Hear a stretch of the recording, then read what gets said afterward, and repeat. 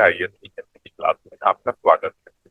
आज की क्लास में हम पिछले बीपीएस परीक्षा में पूछे गए सेक्शन सी के प्रश्न पानी में मछलियां और नौनो गुड़िया बकरा पर चर्चा करेंगे।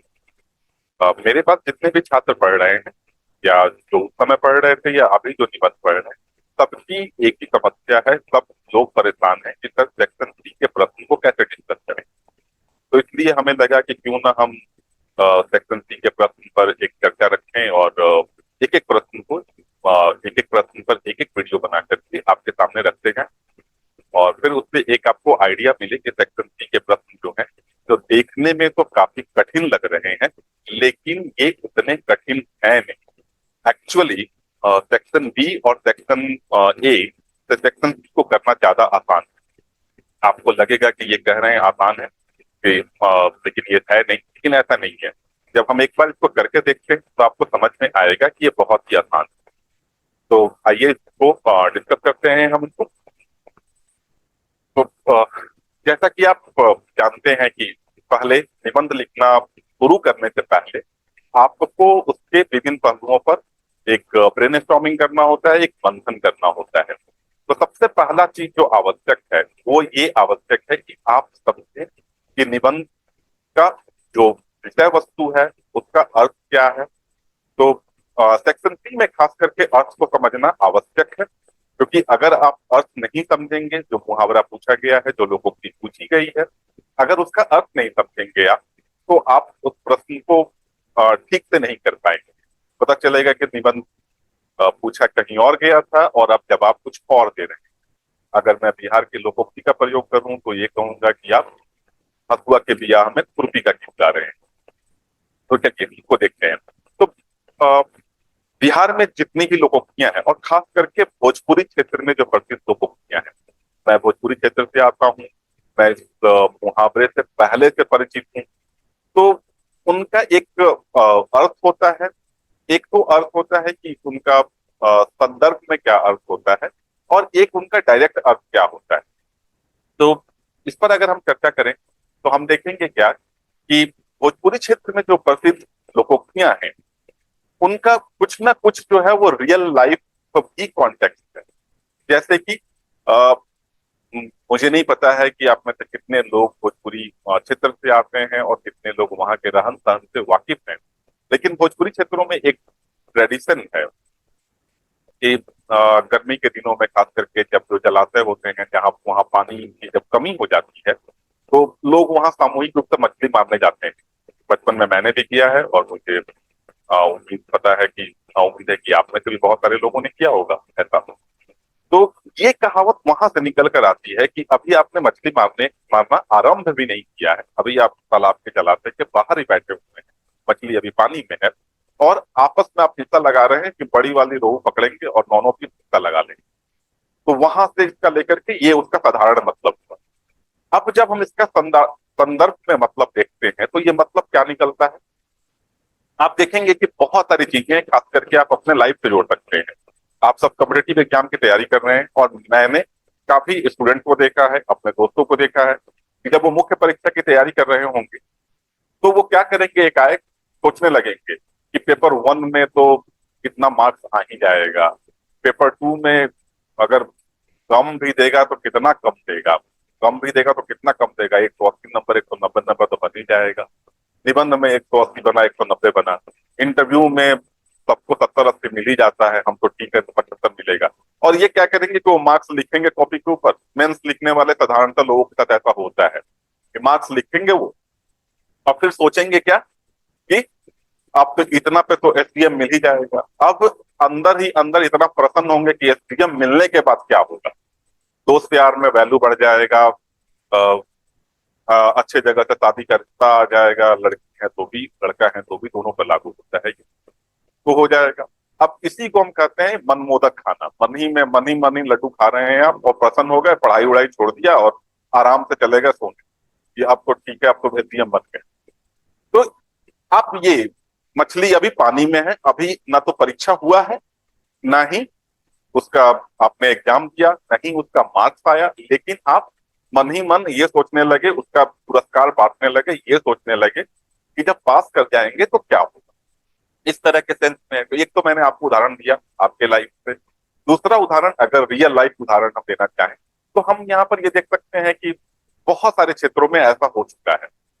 अ, अगर आपको याद हो या आप अगर गूगल करना चाहें तो आपको पता चलेगा कि 2015 में जो बिहार में विधानसभा चुनाव हुए थे, उसमें भी कुछ कुछ ऐसा ही देखने को मिला था। बीजेपी के नेता अपनी जीत को लेकर के इतने आश्वस्त थे उस चुनाव में कि सुशील मोदी जो चुनाव देख रहे थे, तो उन्होंने ये वो इस प्रयास में लग गए कि चुनाव जीतने के बाद मुख्यमंत्री कौन बनेगा। वो और उनके जो बाकी भी जो कंपटीटर्स थे, वो लोग लग गए कि मुख्यमंत्री कौन बनेगा।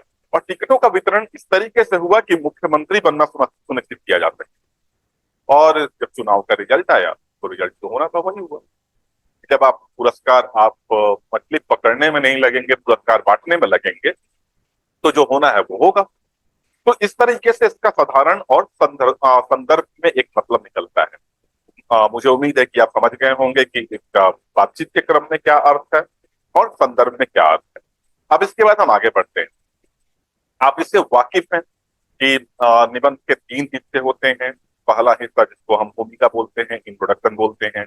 उसके बाद निबंध का मुख्य भाग आता है, जहां आप अपने आर्गुमेंट लिखते हैं, तर्क लिखते हैं। और उसके बाद निबंध का निष्कर्ष लिखते हैं, जहां आपका निबंध कंप्लीट हो जाता है। तो अब हम देखते हैं कि आगे में। तो इससे पहले कि आप निबंध लिखना शुरू करें या भूमिका भी उसका लिखना शुरू करें, या अगर जिन लोगों को निबंध लिखने का अभ्यास होगा, तो उन्हें पता होगा कि हम पहले एक ब्रेनस्टॉर्मिंग करते हैं, मंथन करते हैं। हम उसके बारे में बहुत सारी चीजें सोचते हैं और फिर उस पर लिखने की कोशिश करते हैं। लेकिन मंथन करने के पहले पहले भी एक स्टेप आता है जिसके बारे में बहुत कम लोग वाकिफ हैं। पहले लिखना स्टार्ट करने के पहले, निबंध का अर्थ समझने के बाद और लिखना चालू करने के लिए, स्टार्ट करने के पहले आपको ये सोचना होता है कि ये इस निबंध का उद्देश्य क्या है और दायरा क्या है। आप ये देखते हैं कि इस निबंध का दायरा क्या है और उद्देश्य क्या है। तो दायरा और उद्देश्य से मेरा क्या मतलब है, मैं आपको बताता हूं। अगर हम बात करें निबंध के दायरा दायरा का, तो जो अ, दायरा जो होता है निबंध का आपका, वो निबंध की सीमा का निर्धारण करता है। सीमा से क्या मतलब है हमारा, ये सीमा निर्धारण करता है।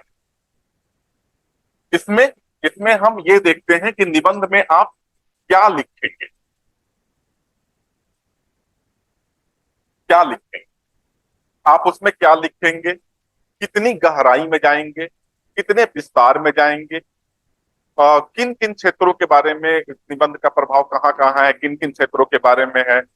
वैसे जो भी विषय वस्तु पूछा जाता है निबंध में, उनका दायरा जो होता है वो बहुत विस्तृत होता है। लेकिन आप अपना दायरा सीमित करते हैं कि आप उसमें क्या क्या लिखेंगे। तो ये होता है। और उद्देश्य क्या होता है, अगर उसी तरीके से हम उद्देश्य को देखें, तो दायरा अगर क्या है निबंध का, कि निबंध में क्या लिखा जाएगा, तो उद्देश्य जो है वो निबंध का क्यों है। इससे मतलब यह है कि निबंध को क्यों लिखा गया है, लेखक क्यों लिखा। कोई भी काम आप करते हैं तो उसके पीछे कुछ ना कुछ मकसद होता है। तो इस निबंध को क्यों लिखा गया, आप जो भी लेखक है वो निबंध लिख करके क्या हासिल करना चाहता था, उसका उद्देश्य क्या था। अब आपको लगेगा कि ये तो कंफ्यूजन बढ़ गया, लेकिन जब हम इस टॉपिक के संदर्भ में देखेंगे तो आपको समझ में आएगा कि ये कितना जरूरी चीज है। तो अगर इस टॉपिक के बारे में बात करें हम, कि पानी में जो मछलियां है और नौनों कुटिया पकड़ा, इसका क्या उद्देश्य है। पहले उद्देश्य पर आते हैं, फिर सीमा की बात करेंगे हम। तो इसका क्या उद्देश्य है। तो उद्देश्य की अगर बात करें हम, तो हम ये देखेंगे कि इसका उद्देश्य ये है कि ये बताना है, जो भी निबंध आप लिख रहे हैं उसका मकसद ये बताना है कि कैसे बिहार के एक क्षेत्रीय भाषा में बोली जाने वाली एक लोकोक्ति जो है, उसका मतलब जीवन के हर संदर्भ पे लागू होता है।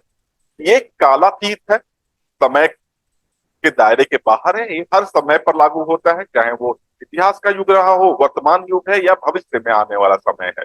हर समय पर ये, इसका जो मायने है वो लागू होता है। और दूसरा, अगर हम बात करें, दूसरी बात करें हम, तो ये जो ज्योग्राफिकल बाउंड्रीज है, जो आपकी भौगोलिक सीमाएं हैं, ऐसा नहीं है कि इसका मतलब जो है वो सिर्फ और सिर्फ भोजपुरी क्षेत्र में लागू होगा और बाकी जगह पर नहीं होगा। तो ये दुनिया के हर जगह पर लागू होगा, इसकी सार्वभौमिक एप्लीकेबिलिटी है। हमारा ये बताना मकसद है निबंध लिखने के पीछे। सेम चीज अगर उद्देश्य की बात करें हम, तो आप उसको इस तरीके से भी समझ सकते हैं कि आयोग ने आपसे वो निबंध क्यों पूछा है, आयोग आपसे उस निबंध में क्या देखना चाहती है, वो क्या उम्मीद करती है, या परीक्षक क्या उम्मीद करता है देख। अगर आपकी परीक्षा की बात आपने करूँ तो इससे आपको और क्लियर हो जाएगा। और इसकी सीमा की बात करें हम, तो निबंध की सीमा क्या है, तो हम ये देखेंगे कि हम उसमें क्या लिखना चाहते हैं, क्या लिखेंगे, और उसमें हम कितना डिटेल्स में जाएंगे। आखिरकार हमें 700 वर्ड में निबंध लिखना है, तो हमारी सीमा जो है वो 700 वर्ड के अंदर ही समाप्त होती है, तो हम उसमें कितनी गहराई में जा सकते हैं। तो यहां हम ये देखेंगे कि दायरा में कि ये किन किन क्षेत्रों पर ये लागू होता है, जीवन के किन किन क्षेत्रों पर लागू होता है। तो ये जो लोकोक्ति है, ये जीवन के हर क्षेत्र में लागू होती है। आपके व्यक्तिगत क्षेत्र में लागू होती है, तो हम लिखेंगे कि हमारे पर्सनल मामले को ये कैसे ये असर डालती है। तो आपके व्यक्तिगत क्षेत्र पर लागू होती है। राजनीतिक, मैंने एग्जाम्पल दिया आपको, राजनीतिक क्षेत्र पे लागू होती है। इसका की ऐतिहासिक प्रासंगिकता रही है, तो हम इतिहास में ये कैसे एप्लीकेबल था ये दिखाएंगे। ऐतिहासिक क्षेत्र में ये लागू होती है। उसके बाद आप खेल के क्षेत्र में लागू होती है, और अर्थव्यवस्था के क्षेत्र में लागू होती है, बिजनेस कारोबार के क्षेत्र में ये लागू होती है। जो लोग पढ़ाई लिखाई कर रहे हैं स्टूडेंट, उनके लाइफ में लागू होती है। किसान जो हैं उनके क्षेत्र में लागू होती है। तो आप देखेंगे कि इसका बहुत ही वाइड, बहुत ही बृहद एप्लीकेबिलिटी है। तो हम अपने आप को सीमित करेंगे, तो अपने आप को हम सीमित कैसे करेंगे, इसको हम मंथन के स्टेज में देखेंगे।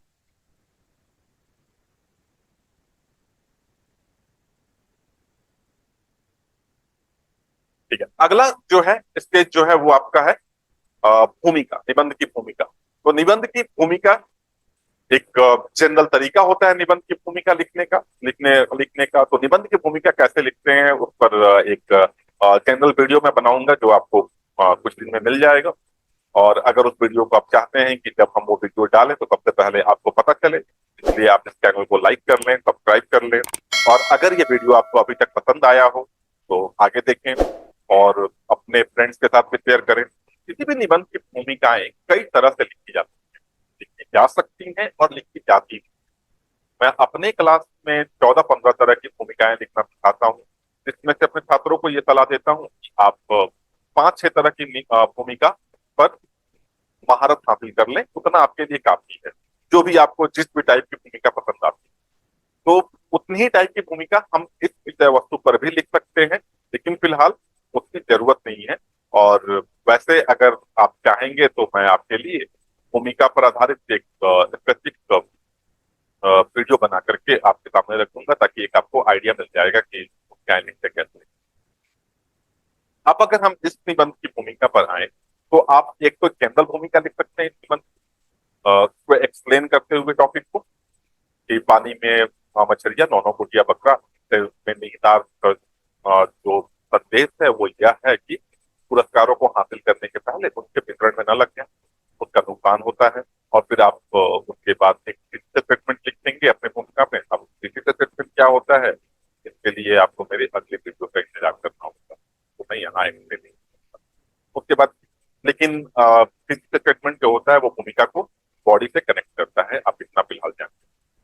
तो एक फिजिकल स्टेटमेंट लिखेंगे, उसमें ये आप बताएंगे कि आप मुख्यतः की बॉडी आपकी जो होगी, जो निबंध का मुख्य भाग होगा, मैं बार बार बॉडी बोल रहा हूँ, निबंध का जो मुख्य भाग होगा उसमें आप किन किन बातों का जिक्र करेंगे, तो आप उसमें ये बताते हैं, तो उससे एक भूमिका से और बॉडी का कनेक्शन हो जाता है। तो वैसे आप एक सिंपल भूमिका लिख सकते हैं, लेकिन आप जो ये टॉपिक है, और मेरी जो सलाह भी है कि अगर लोकोक्तियों पर प्रश्न पूछा जाता है तो आप साधारण और सिंपल भूमिकाएं न लिखें, आप जो है वो उसमें क्रिएटिव हो, क्योंकि लोकोक्तियां अपने आप में ही क्रिएटिव है। और यहां अगर आप क्रिएटिव नहीं हो रहे हैं तो मौका चूक रहे हैं। तो हम इसमें क्रिएटिव हो सकते हैं, और इसमें सबसे बढ़िया क्रिएटिव होने का क्या तरीका है, सबसे जो आसान भी तरीका है और सबसे अच्छा भी है, वो ये है कि आप कोई एक एग्जाम्पल दें, कोई एक उदाहरण दें, जहां आपने इस लोकोक्ति को घटित होते हुए देखा था। अगर हम इस केस की बात करें, तो मुझे जो याद आया जब मैं भूमिका लिख रहा था, तो जो मुझे दिमाग में आया मैंने वहां लिख रखी है। मैं आपको ब्रीफली उस भूमिका को एक्सप्लेन कर देता हूं कि हमने यहाँ क्या लिखा है। मैं यहाँ पढ़ूंगा नहीं, जो लोग स्क्रीनशॉट लेना चाह रहे होंगे उनको परेशानी हो रही होगी, क्योंकि बीच में मैं खड़ा हूँ। तो कोई बात नहीं है, उसके लिए आप परेशान ना हो। नीचे कमेंट बॉक्स में आप जाएं, जो सॉरी नीचे डिस्क्रिप्शन बॉक्स में आप जाएं और वहां पर आपको लिंक मिल जाएगा जहां पर ये निबंध जो है वो हिंदी और इंग्लिश दोनों में आपको लिखा हुआ, आप वहां से डाउनलोड कर लीजिए पीडीएफ। तो आपको पूरा निबंध मिल जाएगा, ये भूमिका भी वहां लिखी हुई है। तो ये भूमिका जो है मुझे 1999 का क्रिकेट वर्ल्ड कप याद आ रहा था कि क्रिकेट वर्ल्ड कप के फाइनल में जो सबसे मजबूत टीम थी वो पाकिस्तान थी, और उस पूरे वर्ल्ड कप में सबसे मजबूत थी। और ऑस्ट्रेलिया जो थी वो कैसे भी गिरते पड़ते फाइनल तक पहुंची थी। और फाइनल के समय पाकिस्तानी अपने जीत को लेकर के इतने सर्टेन थे कि उनके कप्तान वसीम अकरम ने कहा था कि अगर हम 100 रन पे भी आउट हो जाते हैं तो हमारे गेंदबाजों में वो क्षमता है कि वो विपक्षियों को 100 रन पे अंदर समेट देंगे। मैच हुआ और सच में पाकिस्तान जो है वो 130 के आसपास स्कोर करके आउट हो गई। और उसके बाद क्या हुआ, गिलक्रिस्ट ने 16-17 ओवर में या 20 ओवर में समथिंग में मैच खत्म कर दिया था। पाकिस्तान बुरी तरह से हारा। और सिर्फ और सिर्फ ये एक मैच की कहानी नहीं है, उसके बाद जो ऑस्ट्रेलिया का डोमिनेशन चालू हुआ 1999 के बाद world cup cricket, world cricket पे, वो 2015 तक कायम रहा। तो आप देख सकते हैं कि पानी में मछली का बंटवारा करने लगते हैं तो नुकसान क्या हो सकता है। तो मैंने इसी इंसिडेंट को आधार बनाते हुए यहाँ पर एक भूमिका लिखी है। यही चीज लिखा है मैंने कि यही इंसिडेंट जो है मैंने नरेट किया कि विश्व कप क्रिकेट के फाइनल में क्या हुआ था और कैसे जो है वो, अगर आप जो है जो भी आपका टास्क है जो करना चाहिए आपको, जैसे कि मछली पकड़ना चाहिए आपको, आप उस पर ध्यान देने के बजाय पुरस्कारों के वितरण में लग जाते हैं तो नुकसान क्या होता है। तो इसको आप पीडीएफ डाउनलोड कर लीजिएगा डिस्क्रिप्शन बॉक्स में जाकर के, और वहां से आप पढ़ लीजिएगा। उसके बाद हम इसी भूमिका को यहाँ कंटिन्यू किया है। अगला पैराग्राफ कि हम कैसे बॉडी से उसको कनेक्ट कर रहे हैं। तो पहले नरेशन था, फिर उसके बाद हमने इसमें उसको थोड़ा सा एक्सप्लेन किया है कि पानी में मछलियां जब होती है और आप बंटवारा में लगते हैं तो उसका क्या प्रभाव पड़ता है, इसका क्या मतलब है, हमने यहाँ पर यह नरेट किया है, वो भी आपको मिल जाएगा डिस्क्रिप्शन बॉक्स। अब अगर ये बात करें, अभी तो आप ये कह सकते हैं कि सर आपने तो कहा कि 14-15 टाइप की भूमिकाएं लिखी जा सकती हैं, आप एक भूमिका लिख करके लाए, वो भी पढ़कर नहीं सुनाया और आप काम खत्म कर दिए, ऐसा नहीं है। आप दूसरी भूमिका भी लिख सकते हैं, तीसरी लिख सकते हैं। मैं आपको एक भूमिका यहाँ और दिखाता हूँ। ये आपको कमेंट बॉक्स के डिस्क्रिप्शन बॉक्स में नहीं मिलेगा, ये आपको यही मिलेगा। तो अगर आप चाहें तो आप स्क्रीनशॉट ले सकते हैं मेरे पीछे। ये जो है प्रश्न आधारित एक भूमिका है, ये भी बहुत ही प्रभावी भूमिका होती है, रीडर्स का ध्यान अपनी ओर अट्रैक्ट करती है। हम जब भूमिका पर चर्चा करेंगे तो वहां हम चर्चा करेंगे सारी भूमिकाओं के टाइप पर कि उनका क्या प्रभाव पड़ता है, कितना इम्पैक्ट होता है और आपको कौन सी भूमिका लिखनी चाहिए, मैं ये भी बताऊंगा आपको। तो फिलहाल मैंने यहाँ पर एक प्रश्न से इसको स्टार्ट किया है कि हम समय से पहले जीत का दावा करने के प्रलोभन में क्यों पड़ जाते हैं।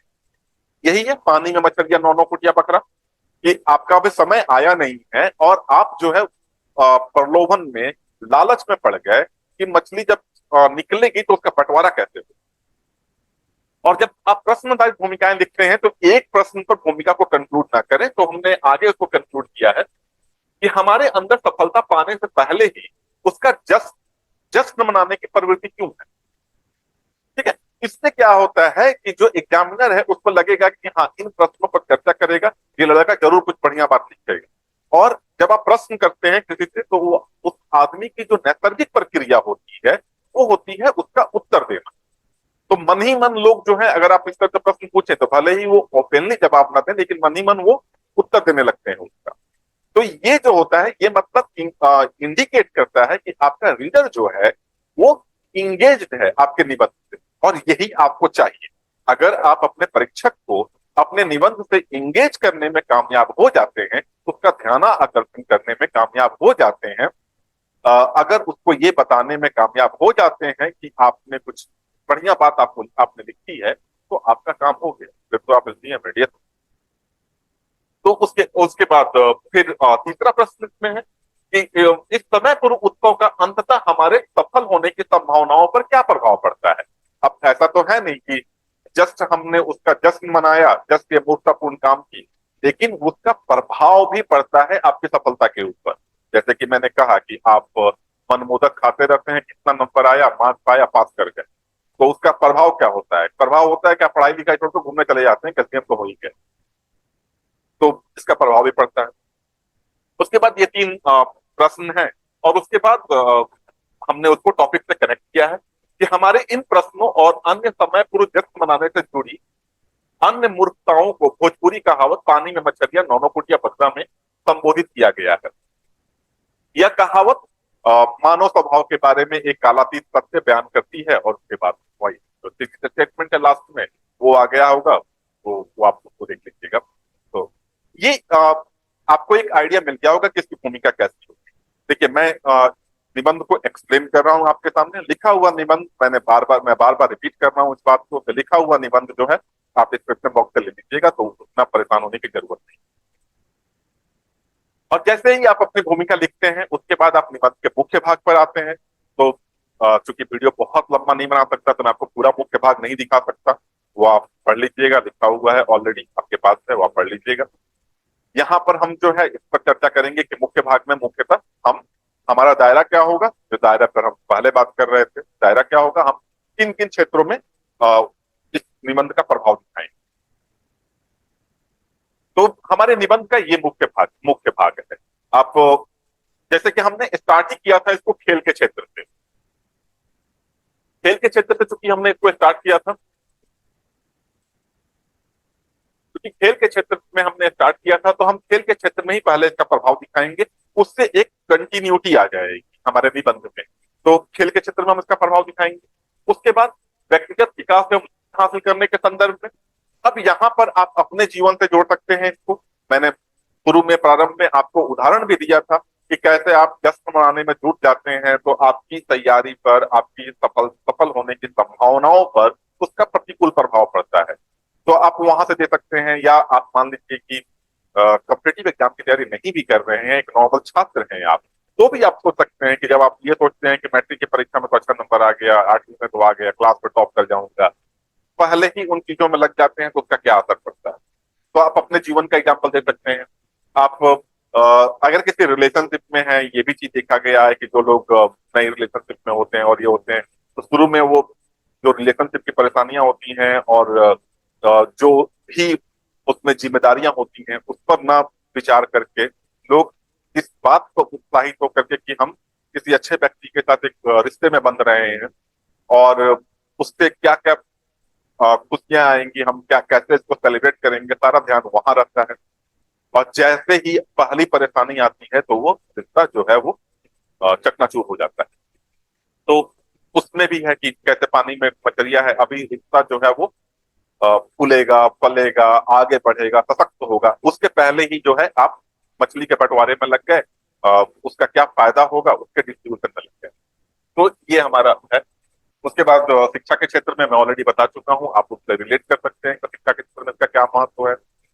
आप इवन अगर एक शिक्षक है तो वहां से भी जोड़ सकते हैं, आपकी अपने बच्चों को पढ़ाया नहीं और बच्चे अच्छा कर जाएंगे तो आपकी कितनी वाहवाही होगी अगर आप इस चीज के प्रयास में लग गए, उसके लिए लग गए। बहुत सारे लोग हैं जो ये करते हैं कि पढ़ाया तक नहीं है, अभी उन्होंने एक क्लास किसी को ना पढ़ाया ना पढ़ा खुद, और ये लग गया कि उनके पढ़ाए हुए लोग कैसे सक्सेसफुल हो रहे हैं बता दें, तो उसका भी एक असर है। फिर किसानों के लिए उपयोगी ज्ञान, आप अगर मुझसे पूछें तो किसानों की जो आत्महत्या की समस्या है उसका एक मेन कारण ये भी है कि किसान मैं यहाँ पर किसी किसान की शिकायत नहीं कर रहा हूँ, या के साथ मेरी पूरी हमदर्दी है, मैं खुद एक किसान परिवार से आता हूँ, लेकिन मैंने जब थोड़ा बहुत ही जानने की कोशिश की क्यों किसान जो है वो कर्ज के जाल में फंस जाते हैं, तो उसमें जो भी सरकार के स्तर पर समस्याएं हैं, समाज के स्तर पर समस्याएं हैं, वो सारी समस्याएं हैं, मैं उनसे इनकार नहीं कर रहा।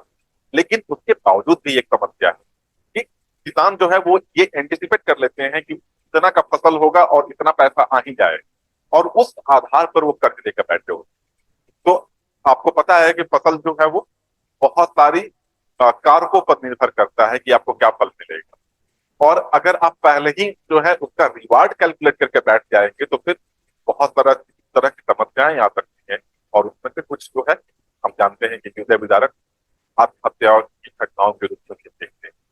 तो किसानों के लिए है व्यवसाय एवं उद्यमिता के क्षेत्र, सोचिए कि कोई प्रोडक्ट लॉन्च हुआ, किसी कंपनी ने कोई प्रोडक्ट लॉन्च किया, अभी वो प्रोडक्ट मार्केट में जाएगा, कंज्यूमर का क्या रिएक्शन होगा ये नहीं पता है, सेल्स क्या होगा, कंपटीशन कैसा होगा, अभी आपको कुछ नहीं पता है, और आप उसका जस्ट मनाने में बैठ गए कि ये सफल तो हो गई, तो उसका नुकसान होता है, हो सकता है। तो उसका राजनीतिक प्रासंगिकता मैं ऑलरेडी बता चुका हूँ। ऐतिहासिक प्रासंगिकता की अगर मैं एग्जाम्पल देना चाहूँ तो इतिहास की कई घटनाएं हैं जो बताती हैं कि युद्ध के पूर्व अगर उसमें से किसी एक सेना जो है वो युद्ध का जश्न मनाने में लग गई तो उसका क्या नुकसान हुआ है।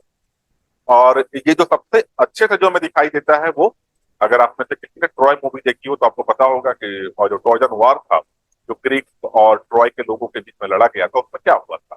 वॉर खत्म भी नहीं हुआ और ट्रॉय के लोगों को लगा कि वो वॉर जीत गए हैं। और वो ग्रीक जो है उन्होंने एक घोड़ा उनको दान दिया है, घोड़ा उनके राजा को, उनके देवता को समर्पित किया है। और वो घोड़ा वो अपने अंदर ले आए और उस घोड़े के अंदर ग्रीक सेनाएं, और उन्होंने पूरा जश्न मनाया और ये बनाया कि ग्रीक जो है वो हमारे देवता से डर के भाग गए। और फिर पूरे ट्रॉय का तहस नहस हो। तो ये जो ट्रॉय की कहानी आती है उसमें भी है इसका जिक्र। और भी आप बहुत सारी ऐतिहासिक घटनाएं सोच सकते हैं। फ्रांस की क्रांति में है कि फ्रांस की क्रांति की असफलता का एक कारण ये भी माना जाता है कि क्रांति अभी पूरी तरह से सफल भी नहीं हुई थी और उसमें विभेद शुरू हो गया था लोगों के बीच की, किस तरह का राष्ट्र का निर्माण करेंगे, मतलब मछली का बंटवारा कैसे होगा उसको लेकर। तो इसका ऐतिहासिक प्रासंगिकता भी है। सामाजिक प्रासंगिकता आप समाज में अपने चारों ओर देख सकते हैं। ये अ, लोकोक्ति समाज से निकल कर आती है तो इसकी एक सामाजिक प्रासंगिकता भी है। तो आप अ, अ, यही हमारे निबंध का ये दायरा भी है और यही मुख्य भाग है। इन सब पर एक एक पैराग्राफ लिखते जाए, ये पिछले पैराग्राफ को नए पैराग्राफ से कनेक्ट करते जाए और आपका निबंध जो है वो निष्कर्ष तक पहुंच जाता है। तो अब निष्कर्ष में हम क्या करेंगे वो देख लेते हैं एक बार।